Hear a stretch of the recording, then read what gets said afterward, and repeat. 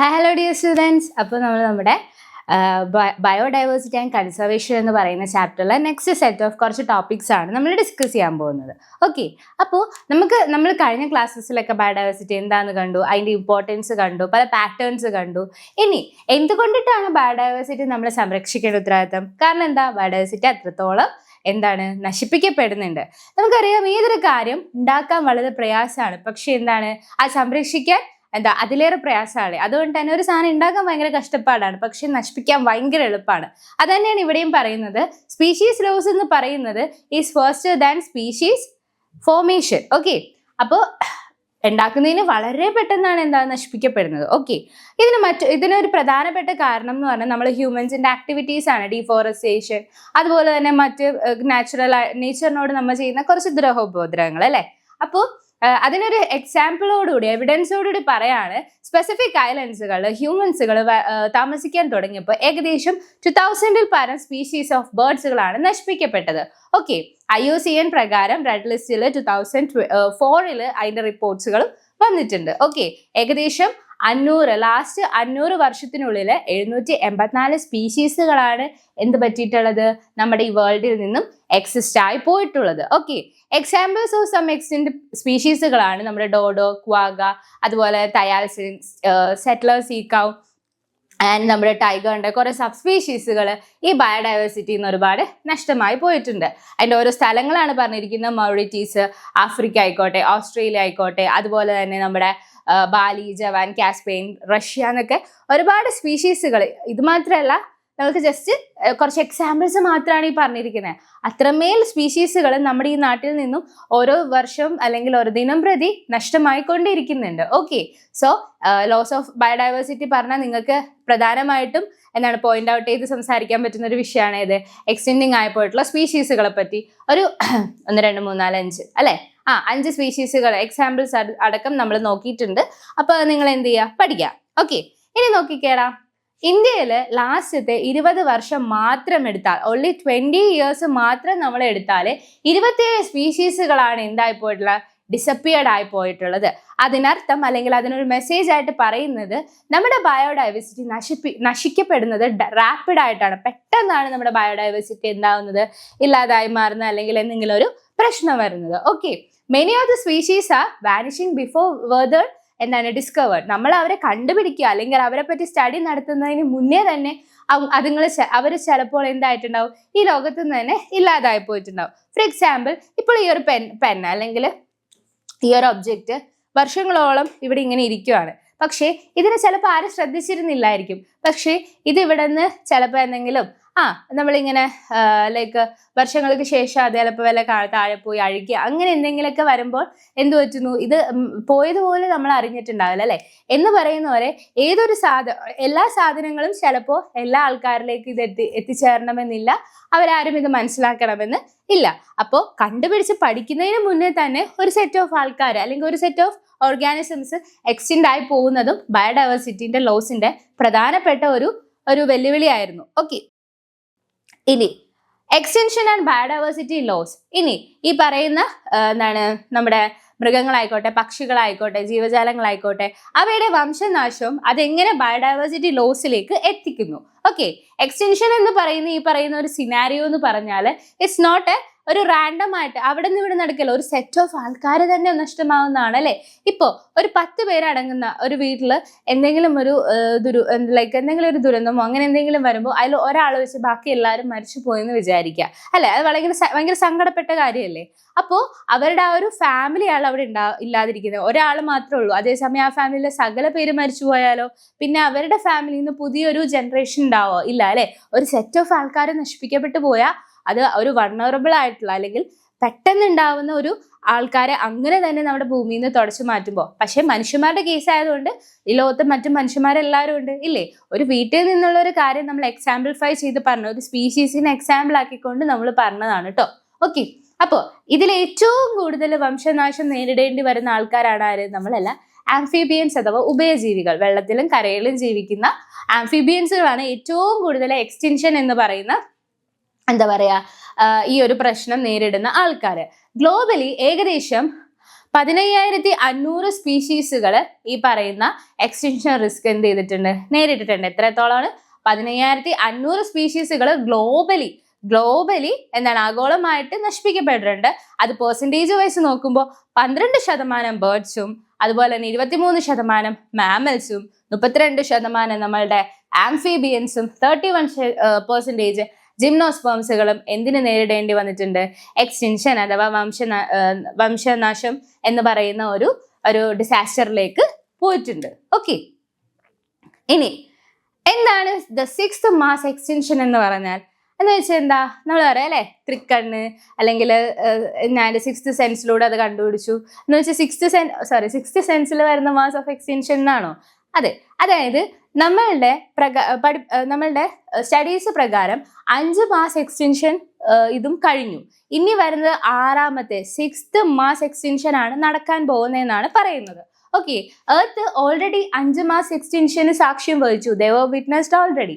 Okay, from എവിടെ നിന്ന് നമുക്ക് ഫോസിൽ റെക്കോർഡ്സുകളിൽ നിന്ന് നമുക്ക് മനസ്സിലാക്കാം ഏകദേശം 6 മാസ് ആയിട്ടുള്ള എക്സ്റ്റൻഷൻ നമ്മുടെ നാട് അല്ലെങ്കിൽ നമ്മുടെ ബയോഡൈവേഴ്സിറ്റി നേരിട്ടിട്ടുണ്ട്.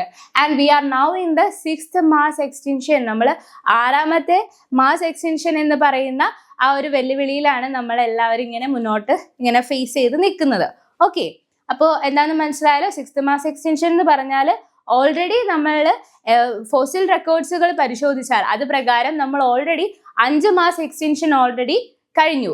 ഇപ്പൊ നമ്മൾ നിൽക്കുന്നത് എവിടെയാണ്? 6ാമത്തെ മാസ് എക്സ്റ്റൻഷനിലാണ് നമ്മൾ നിൽക്കുന്നത്. ഇനി ഇതെങ്ങനെയാണ് ഡിഫറെന്റ് ആവുന്നത്?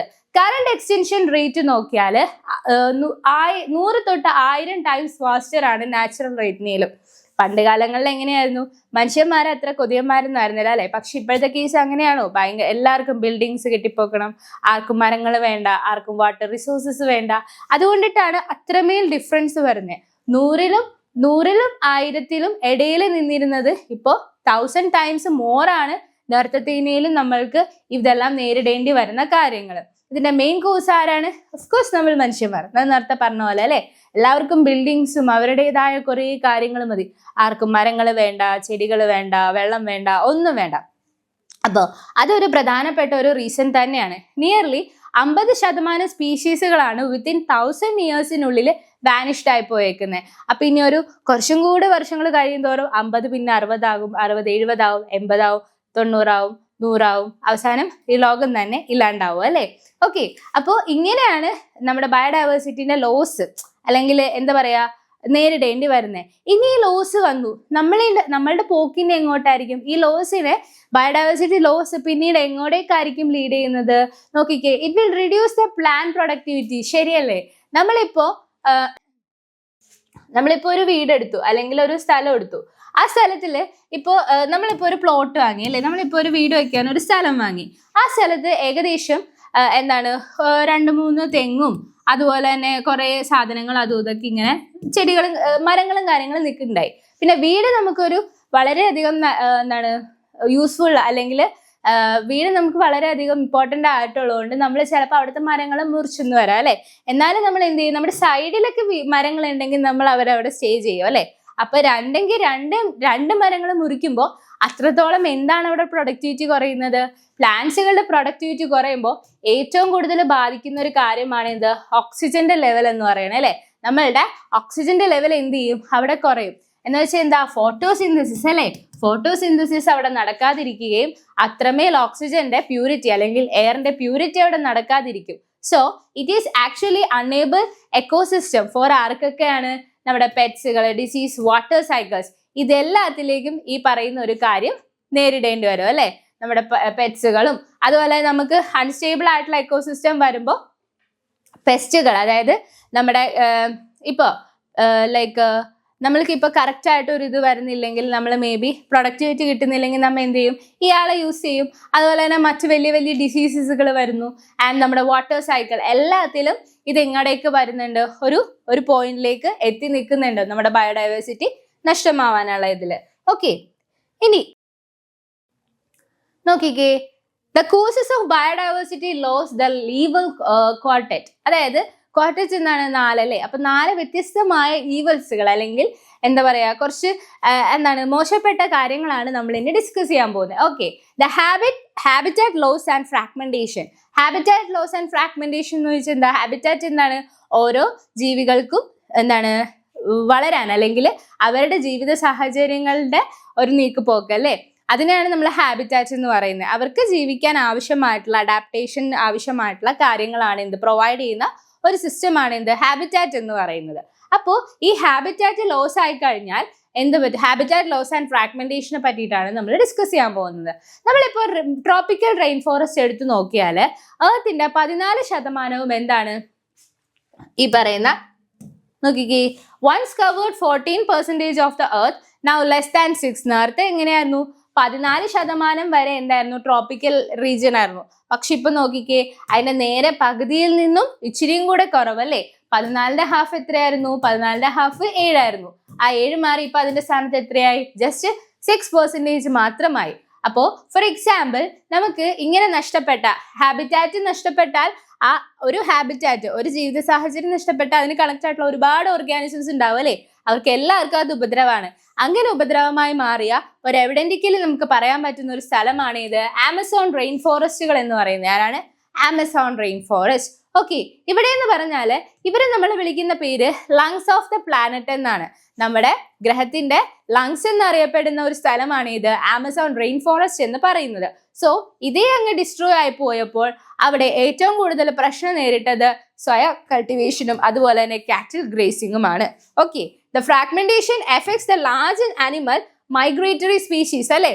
അതായത് ഒരു സ്ഥലത്ത് ഞാനിപ്പോ ഒരു ഹോട്ടലിൽ കയറി, എനിക്ക് ആവശ്യമായിട്ടുള്ള ഭക്ഷണം അവിടെ ഇല്ല. അപ്പൊ ഞാൻ എന്ത് ചെയ്തു? എനിക്ക് അവിടെ ആവശ്യത്തിനൊന്നും കിട്ടുന്നില്ല. സോ ഞാൻ എന്ത് ചെയ്തു? ഞാൻ അവിടെ നിന്ന് ഷിഫ്റ്റ് ചെയ്ത് അടുത്ത റെസ്റ്റോറൻറ്റിൽ പോയി, അവിടെ ഇല്ല. അപ്പൊ ഇങ്ങനെ മാറുമ്പോൾ അവിടുത്തെ പക്ഷേ എനിക്ക് ഇഷ്ടപ്പെട്ടൊരു ഹോട്ടലായിരുന്നു അത്, അല്ലെങ്കിൽ എനിക്ക് ഇഷ്ടപ്പെട്ട ഒരു റെസ്റ്റോറൻ്റ് ആയിരുന്നു. ബട്ട് എനിക്ക് അവിടെ കംഫർട്ട് അല്ലാത്തതുകൊണ്ട് ഞാൻ വേറൊരു സ്ഥലത്തോട്ട് പോയല്ലേ എന്ന് പറയുന്ന പോലെ അവരുടെ കംഫർട്ട് അനുസരിച്ച് അവർ പോയപ്പോൾ ഇത്രയും മാറ്റങ്ങൾ എവിടെ വന്നു? നമ്മുടെ ട്രോപ്പിക്കൽ റെയിൻ ഫോറസ്റ്റിൽ വന്നു. ഇങ്ങനെ സംഭവിച്ചപ്പോൾ എന്ത് പറ്റി? ദ മൈഗ്രേറ്ററി സ്പീഷീസുകൾ ഒരുപാട് അവിടെ നിന്ന് എന്തായി മാറി? നഷ്ടപ്പെട്ടു. ഓക്കെ, ഇനി രണ്ടാമത്തതാണ് ഓവർ എക്സ്പ്ലോയിറ്റേഷൻ എന്ന് പറയുന്നത്. പ്രധാനപ്പെട്ട ഒരു റീസൺ ആണല്ലേ ബയോഡൈവേഴ്സിറ്റി നഷ്ടമാണല്ലേ ഓവർ എക്സ്പ്ലോയിറ്റേഷൻ എന്ന് വെച്ചാൽ എന്താ? ആർത്തി എന്ന് മലയാളത്തിൽ പറയാം അല്ലെ, അല്ലെങ്കിൽ ഭയങ്കരമായിട്ട് ഒരു ലിമിറ്റിനപ്പുറത്തേക്ക് നമ്മൾക്ക് ഒരു സാധനം ആവശ്യമുണ്ട്, പക്ഷെ അതിലുപരി നമ്മൾ യൂസ് ചെയ്യുന്നു. നമുക്ക് നോക്കിക്കേ, over use due to greed not need. നമുക്ക് ആവശ്യമില്ല പക്ഷെ എന്താണ്? നമുക്ക് വേണം എന്നുള്ള സംഭവം അല്ലെ ഓവർ എക്സ്പ്ലോയിറ്റേഷൻ എന്ന് പറയുന്നത്. ഇപ്പൊ നിങ്ങളിപ്പോ ക്ലാസ്സിൽ പഠിക്കുകയാണ് അല്ലെ, അപ്പോൾ ഒരു ദിവസം നിങ്ങളുടെ ഫ്രണ്ട് ക്ലാസ്സിലെ എല്ലാവർക്കും വേണ്ടിയിട്ട് എന്ത് ചെയ്തു? സ്വീറ്റ്സ് എന്തെങ്കിലും കൊണ്ടുവന്നു.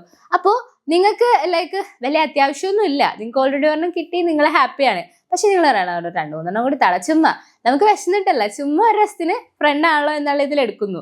അപ്പൊ അവിടെ കിട്ടാതെ കുറെ പേര് ചിലപ്പോൾ വേറെ ഉണ്ടാവും അല്ലെ, അല്ലെങ്കിൽ പറയും എടാ അവന്മാർക്ക് കൊടുക്കണ്ട, അവന്മാര് നമുക്ക് കൂട്ടല്ലല്ലോ എന്നൊക്കെ പറയും. പക്ഷെ അങ്ങനെ ചെയ്തിട്ടാ എല്ലാവരും ഫുഡൊക്കെ നന്നായിട്ട് ഷെയറിങ് ഈസ് കെയറിങ് എന്നൊക്കെ പറഞ്ഞാൽ എല്ലാവരും ഫുഡൊക്കെ നന്നായിട്ട് ഷെയർ ചെയ്ത് കഴിക്കണം കേട്ടോ. ഓക്കെ, അപ്പൊ അതിനെയാണ് നമ്മൾ എന്ത് പറയുന്നത്? Over exploitation, over use. നമുക്ക് ആവശ്യമില്ല പക്ഷെ ജസ്റ്റ് വെറുതെ ചുമ്മാ നമ്മൾ എന്ത് ചെയ്യുന്നു? അത് യൂട്ടിലൈസ് ചെയ്യുന്നു അല്ലെ, അല്ലെങ്കിൽ യൂട്ടിലൈസിലുപരി അത് എക്സ്പ്ലോയിറ്റ് ചെയ്യുന്നു അല്ലെ. Example, Steller sea cow, passenger pigeon, many marine fish populations are overfished അല്ലെ.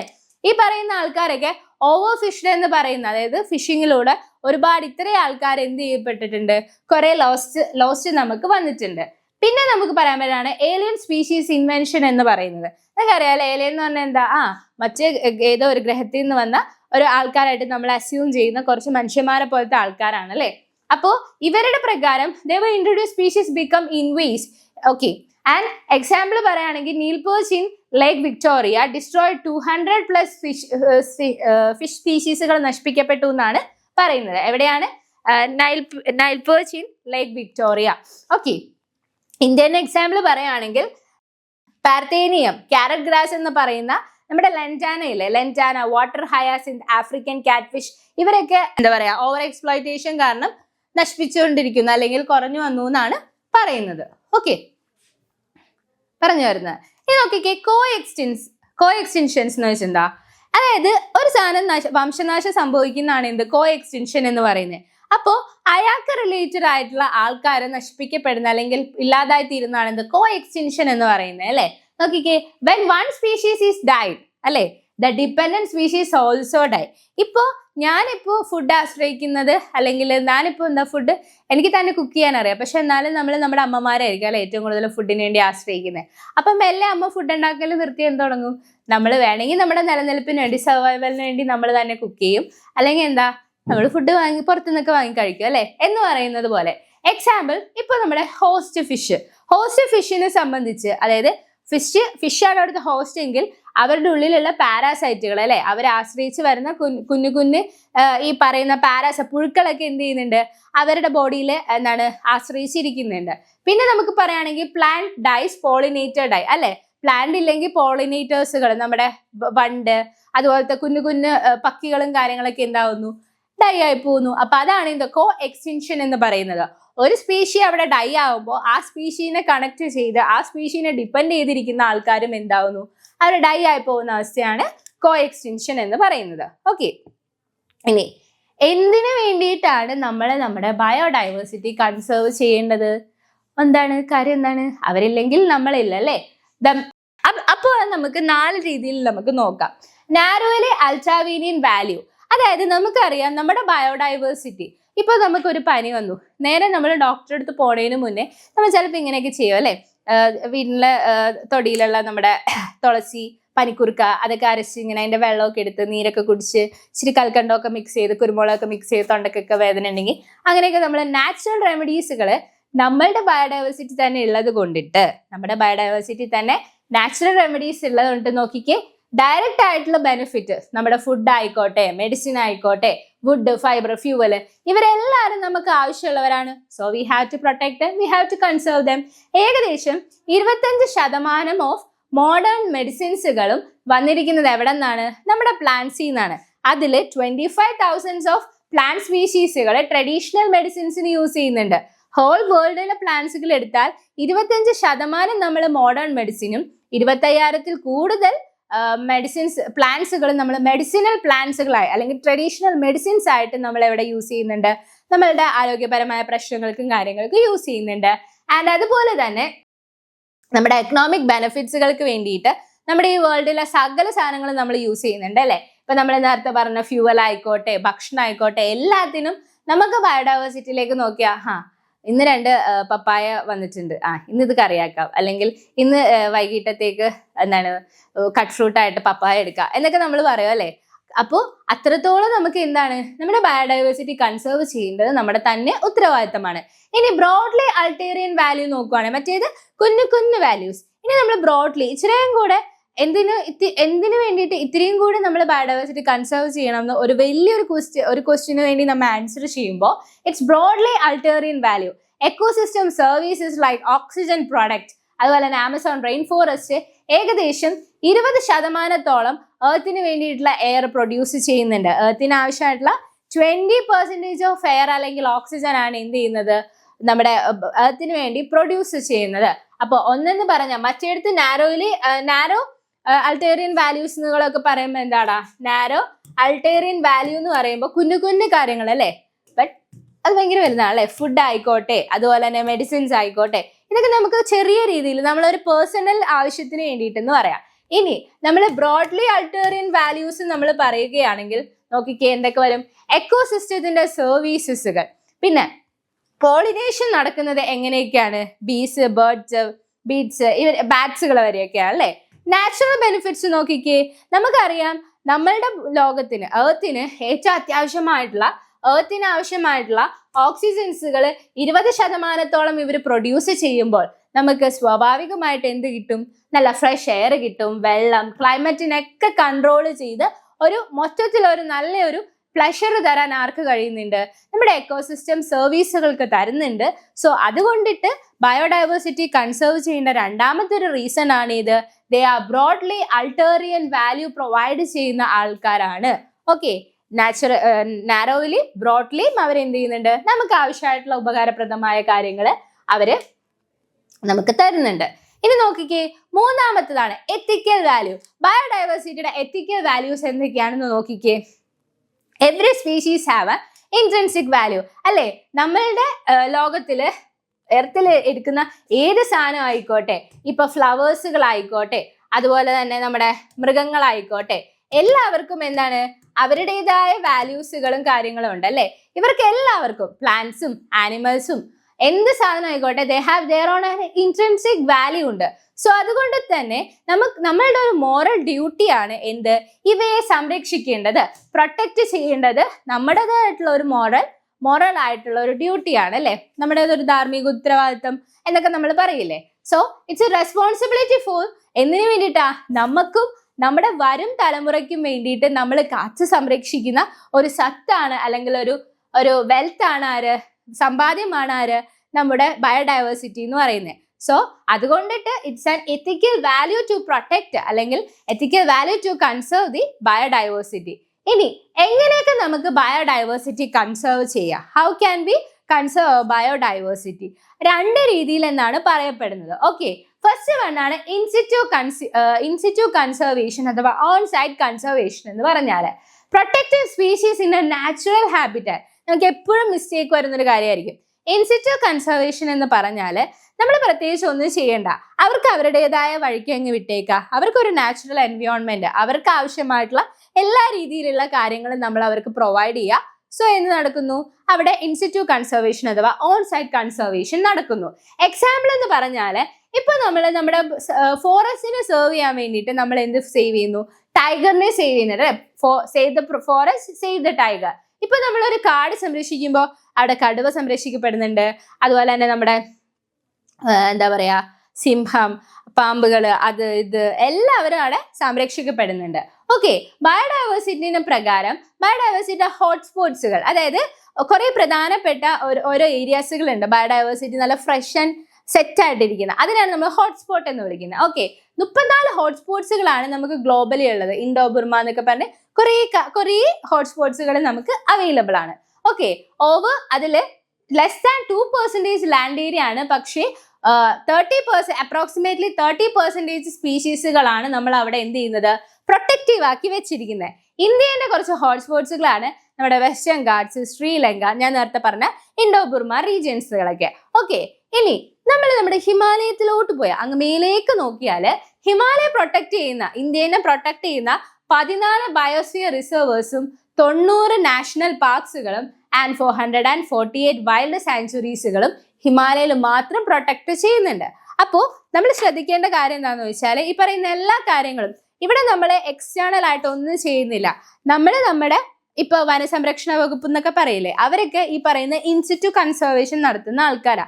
അവരൊന്നും ചെയ്യുന്നില്ല, ആ കാട്ടിലുള്ള ആൾക്കാരെ പ്രൊട്ടക്ട് ചെയ്യുന്നു. സോ അവരൊന്നും ചെയ്യില്ല, അവരവരുടെ വഴിക്ക് വിടും. അവരുടെ ഗാർഡുകൾ മനുഷ്യന്മാർക്ക് ഏറ്റവും സേഫ് ആയിട്ട് എത്തുന്ന സ്ഥലത്ത് വരെ അവർ ഗാർഡ് നിൽക്കും. അതിൻ്റെ അപ്പുറത്തേക്ക് അവർ കയറ്റി വിടത്തില്ല. ഒന്നാമത് എന്താ, അവരുടെ പ്രൊട്ടക്ഷന് വേണ്ടിയിട്ട്, രണ്ടാമത് നമ്മുടെ പ്രൊട്ടക്ഷന് വേണ്ടിയിട്ട്. ഓക്കെ, അപ്പൊ നിങ്ങൾ ആരും എന്ത് ചെയ്യരുത്, ഇങ്ങനെ കാട്ടിലൊക്കെ പോകുമ്പോൾ എന്താ പറയാ ഗാർഡ്സിനെ അറിയിക്കാതെയോ ചുമ്മാ ഒരു ക്യൂരിയോസിറ്റിക്ക് ഇടം ഒന്ന് കാട്ടിക്കയറിയാലോ എന്നുള്ള ഇതിൽ നിങ്ങൾ ആരും കയറാൻ നിൽക്കരുത് കേട്ടോ. ഓക്കെ, അപ്പോൾ പിന്നെ ഉള്ളതാണ് സ്കെയർഡ് ഗ്രൂസ് എന്ന് പറഞ്ഞത്. അതായത് നമ്മുടെ മേഘാലയയില്, അതുപോലെ വെസ്റ്റേൺ ഗാർഡ്സ്, രാജസ്ഥാൻ, മധ്യപ്രദേശ്, ഇവിടെയൊക്കെ സ്കെയർഡ് ഗ്രൂസുകൾ, ചെറിയ ചെറിയ ഇങ്ങനെ കാവുകൾ എന്നൊക്കെ പറയില്ലേ, അത് ശരിക്കും പറഞ്ഞാൽ അവിടെ ഫുള്ളി എന്താ പറയാ വനങ്ങളുടെ ഉള്ളിൽ തന്നെയുള്ള ഓരോ എന്താ പറയാ കൺസർവേറ്റീവ് തിങ്സുകളാണ്. സോ നിങ്ങൾ ആരും എന്ത് ചെയ്യരുത്, മാക്സിമം ഇപ്പൊ റെസ്ട്രിക്റ്റഡ് ആയിട്ടുള്ള ഏരിയാസുകളിലൊന്നും നിങ്ങൾ പോവാൻ നിൽക്കരുത്. ഓക്കെ, അപ്പോൾ അതാണ് ഫുൾ ഇൻസിറ്റു കൺസർവേഷനെ പറ്റി പറയാനുള്ളത്. നമുക്ക് അത്രയും കാര്യങ്ങളാണ്. ഇനി നോക്കിക്കേ, എക്സിറ്റു കൺസർവേഷൻ എന്ന് പറഞ്ഞാൽ ഓഫ് സൈറ്റ് കൺസർവേഷൻ. അതായത് നമ്മൾ ഒരാളുടെ ഉത്തരവാദിത്വത്തിൽ കുറേ ജീവികളെ അയാളുടെ ഒരു എന്താ പറയാ പ്രൊട്ടക്ഷനിൽ വളർത്തുന്നതാണ് എന്ത്, എക്സിറ്റു കൺസർവേഷൻ എന്ന് പറയുന്നത്. Conservation outside natural habitat, for example zoo, botanical garden, അതുപോലെ തന്നെ നമ്മുടെ സഫാരി പാർക്സുകളൊക്കെ. അവിടെയൊക്കെ എന്ന് പറഞ്ഞാൽ നമ്മളിപ്പോൾ ഒരു പ്രൊട്ടക്റ്റഡ് ഏരിയയിൽ എന്ത് ചെയ്യുന്നു, വലിയൊരു ഏരിയയിൽ എന്താ സൂ ഒക്കെ പണിത്, കേജ് ഒക്കെ പണിത്, സിംഹം, അത് ഇത് പല ടൈപ്പ് സ്നേക്സ്, കുരങ്ങന്മാര്, വേഴാമ്പൽ, അങ്ങനെ കുറേ ആൾക്കാരെ നമ്മൾ അവിടെ കുറേ ജീവികളെ കൊണ്ട് അവർക്ക് ആവശ്യമായിട്ടുള്ള കാര്യങ്ങൾ എക്സ്റ്റേണൽ രീതിയിൽ ഇന്റേണലി നമ്മൾ അവരെ കൂട്ടിലിട്ട് വേറൊരു പ്രൊട്ടക്റ്റീവ് ഏരിയയിൽ വളർത്തുന്നതാണ് എന്ത്, എക്സിറ്റു കൺസർവേഷൻ അഥവാ ഓഫ് സൈറ്റ് കൺസർവേഷൻ എന്ന് പറയുന്നത്. ഓക്കെ, ഇനി നോക്കിക്കേ, നമുക്ക് ഇനി കുറച്ച് മോഡേൺ കൺസർവേഷൻ പരിപാടികൾ നോക്കാം.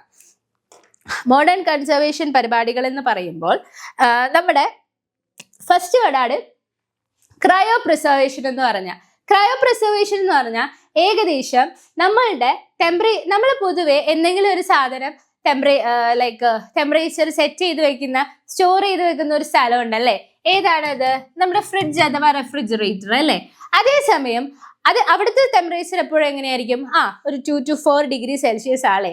അതിനും താഴെ -ഡിഗ്രീസുകളിൽ സാധനങ്ങൾ സ്റ്റോർ ചെയ്ത് വെക്കുന്ന ഒരു ടെക്നിക്കാണ് ഇത് ക്രയോ പ്രിസർവേഷൻ എന്ന് പറയുന്നത്. ഓക്കെ, എന്താണ് ക്രയോ പ്രിസർവേഷൻ? അതായത് -ഡിഗ്രി ടെമ്പറേച്ചേഴ്സിൽ സാധനങ്ങൾ ഫ്രീസ് ചെയ്ത് ചിൽ ആൻഡ് ഫ്രീസ് ആക്കി വെക്കുന്ന പരിപാടിയാണ് ഇത് ക്രയോ പ്രിസർവേഷൻ എന്ന് പറയുന്നത്.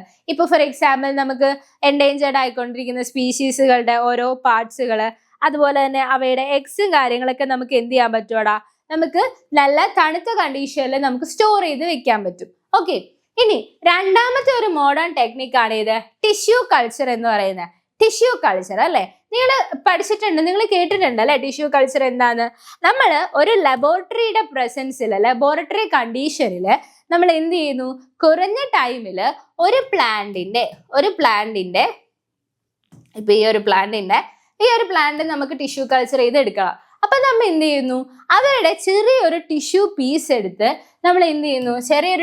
പീസ് എടുത്ത് ലബോറട്ടറി കണ്ടീഷനിൽ നമ്മൾ എന്ത് ചെയ്യുന്നു?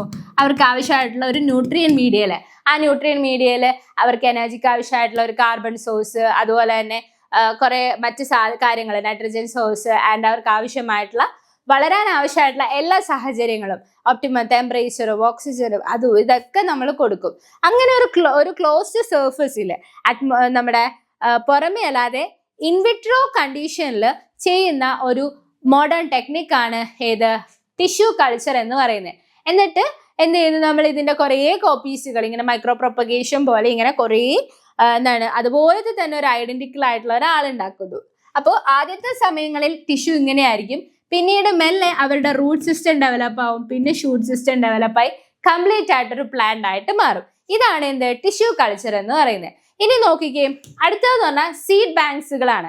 നമുക്കറിയാം അല്ലെ, ബ്ലഡ് ബാങ്ക് നമുക്കറിയാം എന്താണ്? നമുക്കിപ്പോൾ ബ്ലഡ് ഡൊണേറ്റ് ചെയ്യണം, പക്ഷെ പെട്ടെന്ന് അത്യാവശ്യമൊന്നുമില്ല, എന്നാലും നമ്മളൊരു ബ്ലഡ് ബാങ്കിന്റെ ഭാഗമായിട്ട് നമ്മൾ ചെയ്യുമ്പോൾ എങ്ങനെയാ? നമ്മുടെ ബ്ലഡ് നമ്മൾ അവർക്ക് കൊടുത്ത് സ്റ്റോർ ചെയ്ത് വെക്കും അല്ലെ. എന്നിട്ട് എന്ത് ചെയ്യും? ഒരു ഹോസ്പിറ്റൽസുകളിൽ ഇങ്ങനെ നമ്മൾ ബാങ്കിൽ കൊണ്ടുപോയി കൊടുക്കുമ്പോൾ, പൈസ കൊടുക്കുന്ന ബാങ്കല്ല, ബ്ലഡ് ബാങ്ക് കേട്ടോ എന്ന് പറയുന്നത് പോലെ, നമ്മളുടെ കുറെ പ്ലാന്റ്സുകൾ എൻഡേഞ്ചേർഡ് ആയിക്കൊണ്ടിരിക്കുകയാണ് അല്ലെ, അവർ എക്സ്റ്റെൻഡ് ആയി തുടങ്ങും എന്നുള്ള പ്ലാനിൽ അല്ലെങ്കിൽ ഒരു അവസ്ഥയിൽ എത്തുമ്പോൾ എന്ത് ചെയ്യും? നമ്മൾ ഈ സീഡ്സുകളൊക്കെ എന്ത് ചെയ്യും? ഇതുപോലെ സ്റ്റോർ ചെയ്ത് വെക്കും. അതിനെയാണ് നമ്മൾ എന്ത് പറയുന്നത്? സീഡ് ബാങ്ക്സുകൾ എന്ന് വിളിക്കുന്നത്. ആൻഡ് ദ ലാസ്റ്റ് വൺ ആണ് IVF ഫെർട്ടിലൈസേഷൻ ഓഫ് ഗാമേറ്റ്സുകൾ എന്ന് പറയുന്നത്. നമ്മൾ നേരത്തെ ക്രയോ പ്രിസർവേഷന്റെ കേസിൽ എഗ്സുകളൊക്കെ സ്റ്റോർ ചെയ്ത് വെക്കും എന്ന് പറഞ്ഞില്ലേ, അതുപോലെ തന്നെ ഇവിടെ IVF in vitro fertilisation, IVF okay, അതിലൂടെ നമ്മൾ എന്ത് ചെയ്യുന്നു? നമ്മളുടെ ഗാമേറ്റ്സുകളെ എന്ത് ചെയ്യുന്നു? നമ്മൾ സ്റ്റോർ ചെയ്ത് വെക്കുന്നുണ്ട്. അപ്പോൾ ഇത്രയുമാണ് മോഡേൺ രീതിയിലുള്ള കൺസർവേഷൻ ടെക്നിക്സുകൾ എന്ന് പറയുന്നത്. അപ്പോൾ ബയോഡൈവേഴ്സിറ്റി കൺസേർവ് ചെയ്യേണ്ട ആവശ്യം എന്തൊക്കെയായിരുന്നടാ? ഒന്ന്, അവർ പല രീതിയിൽ വാല്യുബിൾ ആണ് നമുക്ക്, നാരോയിലി ആണെങ്കിലും അതുപോലെ തന്നെ നമ്മുടെ ബ്രോഡ്ലി ആണെങ്കിലും അവർ നമുക്ക് ആവശ്യമാണ്. ആൻഡ് അവർക്ക് അവരുടേതായ കുറെ എത്തിക്കൽ വാല്യൂസുകളുണ്ട്. ഇനി നോക്കിക്കേ, എങ്ങനെയൊക്കെ നമുക്ക് ബയോഡൈവേഴ്സിറ്റി കൺസേർവ് ചെയ്യാമായിരുന്നു? In situ conservation, ex situ conservation and modern conservation അല്ലെങ്കിൽ മോഡേൺ മെത്തേഡ്സുകൾ. ഇനി നോക്കിക്കേ, അടുത്തതാണ് നമ്മുടെ ഗ്ലോബൽ എഫേർട്സുകൾ എന്ന് പറയുന്നത്. അതായത് നമുക്കറിയാം ഈ പറയുന്ന കൺസർവേഷൻ എത്രത്തോളം പ്രധാനമാണെന്ന് നമുക്കിപ്പോൾ മനസ്സിലായി അല്ലേ. അപ്പോൾ 1992 എർത്ത് സ്മ്യൂട്ടിൽ പറയുന്നത് it's called the global biodiversity protection എന്നാണ്. നമ്മളുടെ വേൾഡിൽ സിമ്മിറ്റ് ഓൺ സസ്റ്റൈനബിൾ ഡെവലപ്മെന്റിന് ഒരുപാട് സഹായിച്ചിട്ടുണ്ട് അല്ലെ. നമുക്കറിയാം ഒരു നിലനിൽപ്പ് എന്ന് പറഞ്ഞാൽ അത്രമേൽ പ്രധാനപ്പെട്ട ഒരു കാര്യമാണ്. പ്രത്യേകിച്ച് നമ്മുടെ നിലനിൽപ്പിന് വേണ്ടി നിൽക്കുന്ന പ്ലാന്റ്സുകളെ, ആനിമൽസുകളെ നമുക്ക് ഉത്തരവാദിത്തോടുകൂടി എന്ത് ചെയ്യണം? പ്രൊട്ടക്റ്റ് ചെയ്യേണ്ടത് നമ്മുടെ മാത്രം ഉത്തരവാദിത്തമാണ് അല്ലേ. പക്ഷെ നമ്മൾ കൂടുതലും ഇതിൽ ഹ്യൂമൻസുകളുടെ പ്രൊട്ടക്ഷന് ഉപരി ഹ്യൂമൻ ആക്ടിവിറ്റീസ് എന്ന് പറഞ്ഞ കുറേ സ്ലൈഡ്സുകളിൽ വരെ നമ്മൾ കണ്ടല്ലേ. എന്ന് വെച്ചാൽ എന്താ? നമ്മൾ തന്നെയാണ് നമ്മുടെ കൊലപാതകൾ എന്ന് പറയുന്ന പോലെയാണ്. ഓക്കെ, അപ്പൊ ഏകദേശം 190 കൺട്രീസുകൾ എന്ത് ചെയ്തിട്ടുണ്ട്?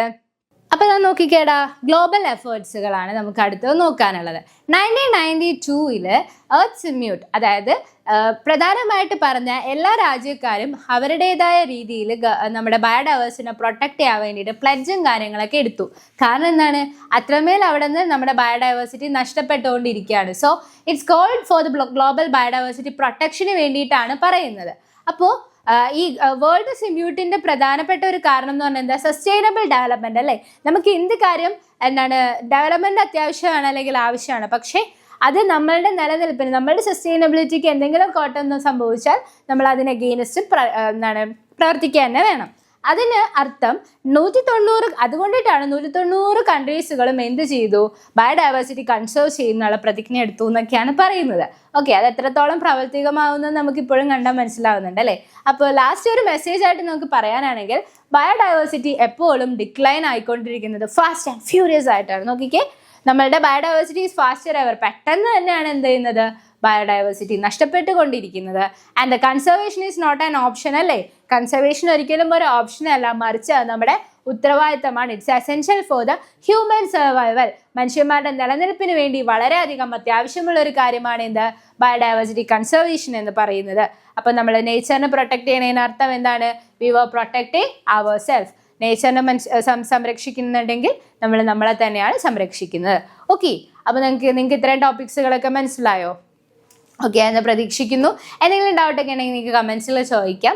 നിങ്ങൾക്ക് ഇത് തന്നെ നമ്മളുടെ നോട്ട്സ് ആയിട്ട് നിങ്ങൾക്ക് വേണമെങ്കിൽ യൂസ് ചെയ്യാം. കാരണം ലൈക്ക് കുറച്ചും കൂടെ ഇലാബറേറ്റഡ് വേണമെങ്കിൽ മിസ്സിൻ്റെ ലെക്ചേഴ്സുകളിൽ നിന്ന് നിങ്ങൾക്ക് എടുത്താൽ മതി.